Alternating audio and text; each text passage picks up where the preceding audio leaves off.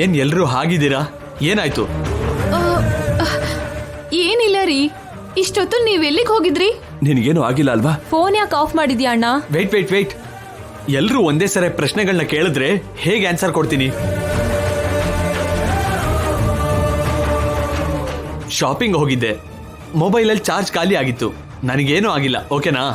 ಅಂದ್ರೆ ಒಂದ್ ಮಾತ್ ಮನೇಲಿ ಹೇಳಿ ಹೋಗ್ಬೇಕಾಗಿತ್ತು ಸರ್. ಹೊರಗಡೆ ಹೋಗ್ತೀನಿ ಅಂತ ದಿವ್ಯಾ ಶಶಿಗೆ ಹೇಳೇ ಹೋದೆ ಅಲ್ವಾ? ಈ ಟೈಮಲ್ಲಿ ಶಾಪಿಂಗ್ ಏನಪ್ಪಾ? ನಿನ್ ಫೋನ್ ರೀಚ್ ಆಗದೆ ಇದ್ದಿದ್ದಕ್ಕೆ ಎಲ್ರೂ ಭಯ ಪಟ್ಟಿದ್ವಿ. ಇನ್ಮೇಲೆ ಒಂಟಿಯಾಗಿ ಎಲ್ಲೂ ಹೋಗ್ಬೇಡಪ್ಪ. ಹೌದಪ್ಪ, ಮೊದ್ಲೇ ಟೈಮ್ ಸರಿ ಇಲ್ಲ. ಇಲ್ಲ, ನಮ್ಗೆ ಇವಾಗ್ಲೇ ಒಳ್ಳೆ ಟೈಮ್ ಬಂದಿದೆ. ನಾಳೆ ಶಾಪ ವಿಮೋಚನೆ ಕೂಡ ಆಗುತ್ತೆ. ಹ್ಯಾಪಿಯಾಗಿ ಅನ್ನಿಸ್ತಾ ಇದೆ. ಅದಕ್ಕೆ ಎಲ್ರಿಗೂ ಬಟ್ಟೆಗಳನ್ನ ತಂದಿದ್ದೀನಿ.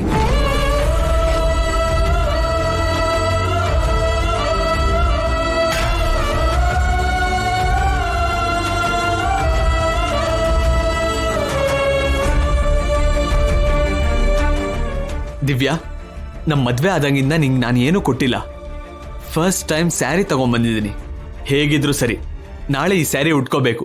ಕಾಮೆಂಟ್ಸ್ ಮಾತ್ರ ಮಾಡಬಾರ್ದು, ಹಾ?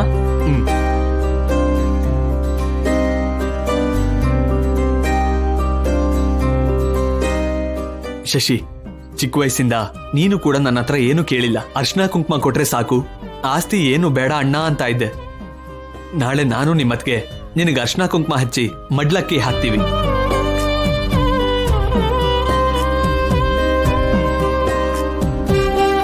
ಅಜ್ಜಿಯವರೇ, ಅಮ್ಮಮ್ಮ ಅವರೇ, ಇದು ನಿಮಗೆ.